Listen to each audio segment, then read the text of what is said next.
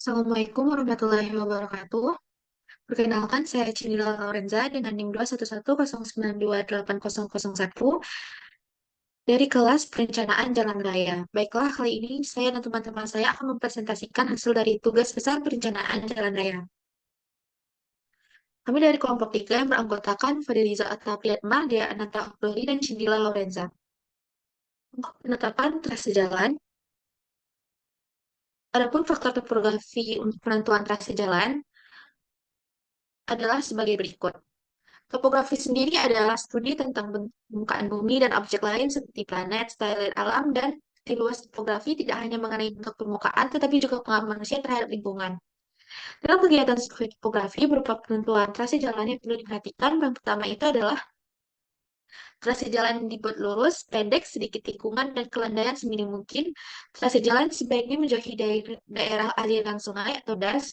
Bila rencana trase jalan harus memotong sungai, diusahakan tentang sungai yang pendek, serta pembuatan jembatan dibuat tegak lurus sungai. Lalu mempertimbangkan besarnya volume galian dan timbunan dalam penyiapan dan jalan. Untuk faktor pemilihan alternatif, ada beberapa indikator. Yang pertama itu ada kebijakan pemerintah, aspek fisik keruangan, aspek teknis dan geometrik jalan, analisis arus lalu lintas dan keselamatan, aspek kemudahan akses, aspek ekonomi sosial, aspek keuangan. Dan bobot persennya dapat dilihat pada tabel untuk alternatif A atau alternatif B atau alternatif C. Lalu selanjutnya untuk perencanaan geometrik jalan. Untuk klasifikasi medan jalannya sendiri itu ada 3 jenis. Yang pertama itu ada jenisnya datar, itu menggunakan notasi D dengan kemiringan medan kurang dari 10%. Untuk jenis medan bukit, notasi B, kemiringan medannya itu 10 sampai 25%. Lalu untuk jenis medan gunung, notasi G, kemiringan medannya besar dari 25%.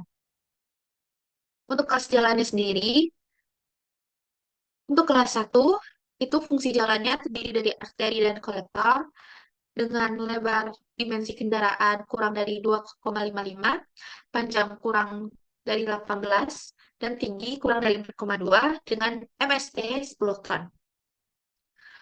Untuk kelas 2, fungsi jalannya itu ada arteri, kolektor, lokal, dan lingkungan dengan dimensi kendaraan lebar kurang dari 2,55, panjang kurang sama 12, tinggi kurang sama 4,2 dengan MST 8 ton.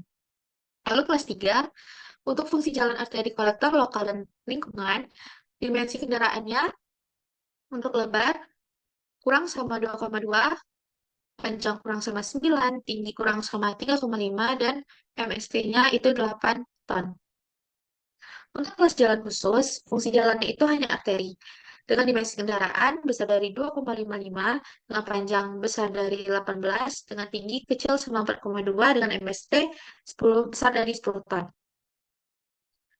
Adapun untuk elemen kriteria desainnya, untuk kriteria desain utama, yang pertama itu ada VD, lalu yang kedua ada kelas penggunaan jalannya. Lalu ada tipe jalan, ukuran jalan, SPPJ, jenis perkerasan, ruang jalan, dan geometrik. Lalu kecepatan desain. Penetapan VD akan menjadi dasar pemilihan parameter yang lain, sehingga VD disebut kriteria utama desain jalan. Kecepatan desain rencana mengacu pada Permen PU nomor 19, PRT M 2011 dengan pasal 12 sampai dengan pasal 18, PP nomor 34 tahun 2006, serta PP nomor 79 tahun 2013 pasal 23. Berikut adalah tabel dari kriteria desainnya. Untuk elemen kriteria desain utama ada peran yang menghubungkan dengan nilai kriterianya KS1, lalu ada penggolongan jalan, ada jalan umum, ada SCJ, status jalan, fungsi, kelas, dan STPJ. Lalu ada rentang VD, lalu ada kriteria desain teknis jalan perkotaan. Ada VD dengan nilai kriteria 80 km per jam, grade max 6%, kekesehatan melintang terbesar 0,16, super elevasi terbesar 8%, elemen melengkung horizontal 8%, maaf 30 meter, elemen melengkung vertikal 18 meter, nilai K dengan kecembung besar dari 2 dan kecekung besar dari 6. Lalu panjang bagian lurus paling panjang 2000 meter, Tipe jalan dan dimensi jalan, itu tipe jalannya ada 42 TT, lebar jalur 2 kali 5,5 meter, lebar bahu 1,5 meter, dengan lebar median tidak diperhitungkan. Kelandaian melintangnya untuk lajurnya 2%, bahu 6%. Lalu jenis perkerasan ada aspal konkret, lalu ruang jalan ada rumah jalan bidang lasca, lalu ada jarak pandang mendahului, henti, serta aman. Baik, selanjutnya adalah desain alinemen horizontal yang akan dilanjutkan oleh Fadliza Atapiatma. Sekian, terima kasih.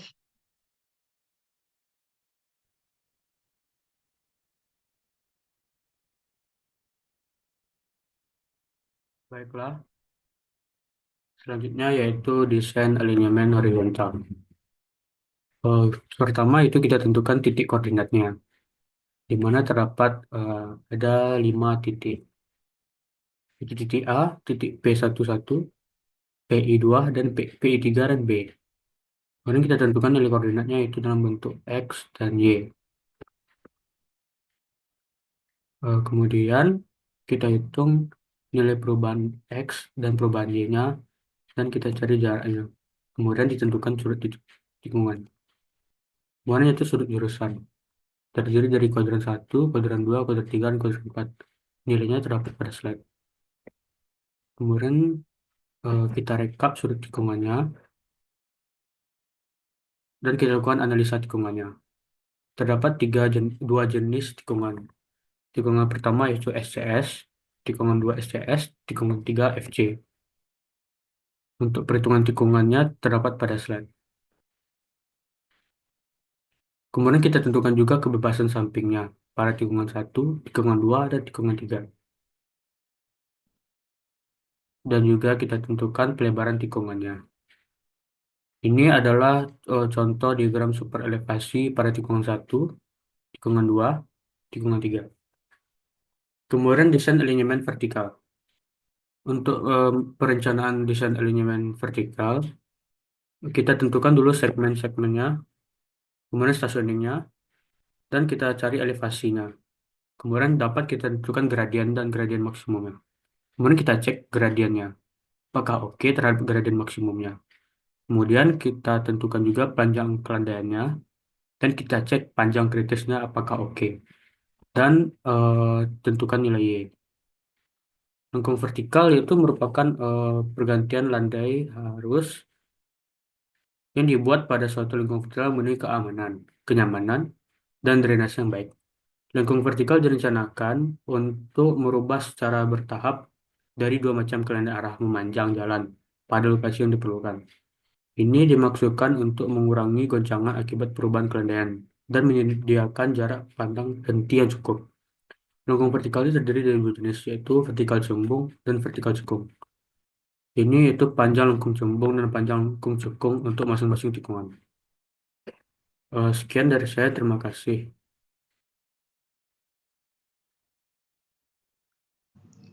Selanjutnya saya akan menjelaskan tentang desain perkerasan jalan. Pada slide ini ada beberapa data perencanaan. Yang pertama adalah jenis jalan yang direncanakan, yaitu jalan kelas 1 arteri sekunder 4 lajur 2 arah.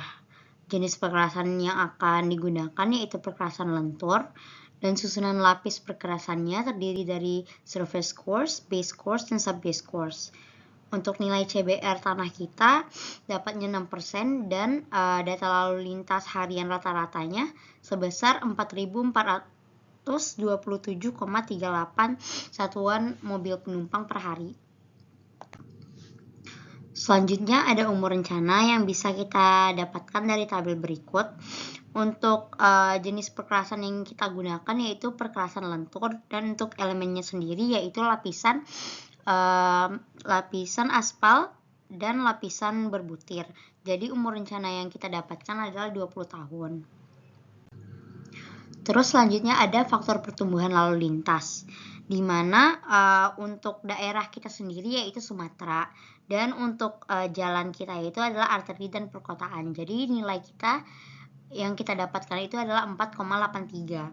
Terus selanjutnya ada faktor pertumbuhan kumulatif yang bisa kita dapatkan dari rumus tersebut dengan cara menginputkan nilai I, yaitu 4,83. Jadi kita mendapatkan hasil sebesar 30,028. Selanjutnya ada lalu lintas pada lajur rencana. Faktor distribusi lajur digunakan untuk menyesuaikan beban kumulatif atau ESA pada jalan dengan 2 lajur atau lebih dalam satu arah. Faktor distribusi jalan bisa kita tentukan dengan menggunakan tabel berikut. Untuk jumlah lajur tiap arah kita adalah 2 karena jalan yang kita rencanakan tadi adalah 4 lajur dengan 2 arah. Jadinya kendaraan niaga pada lajur desain yang kita gunakan itu adalah 80. Selanjutnya kita melakukan pemilihan struktur perkerasan, di mana untuk struktur perkerasan kita itu adalah AC modifikasi dengan CTB dengan beban desain 3,3A dan 3B, dan ESA yang kita dapatkan tadi dalam 20 tahun adalah lebih dari 30. Jadi nilai yang kita gunakan itu adalah 2. Terus untuk desain fondasi jalan kita menggunakan tebal minimum perbaikan tanah dasar yaitu 200 mm. Dan untuk desain perkerasan lenturnya kita menggunakan perkerasan ACWC tebal 40 mm, ACWC 60 mm, LFA kelas A 200 mm, dan LFA kelas B 150 mm. Terus selanjutnya ada desain perkerasan lentur yang bisa kita lihat gambarnya sebagai berikut. Selanjutnya kita akan membahas tentang perencanaan drainase, di mana dimensi yang kami gunakan sebagai berikut. Terus topik terakhir adalah rencana anggaran biaya atau RAB. Pada RAB ini kita bisa melihat untuk pekerjaan tanah itu termasuk pekerjaan galian dan timbunan yang menghabiskan biaya sebesar 145 miliar. Kalau dibulatkan 146 miliar. Terus untuk pekerjaan perkerasannya sendiri biayanya sebesar 59 miliar, dan untuk pekerjaan drainasenya sebesar 38 miliar. Untuk di rekap RAB-nya, untuk rekap BOQ-nya, kita bisa melihat untuk jumlah biayanya termasuk PPN sebesar 11% itu adalah 270 miliar 183.300.000 rupiah. Mungkin segitu saja yang dapat kelompok kami presentasikan. Kalau ada yang salah mohon dimaafkan. Terima kasih. Assalamualaikum warahmatullahi wabarakatuh.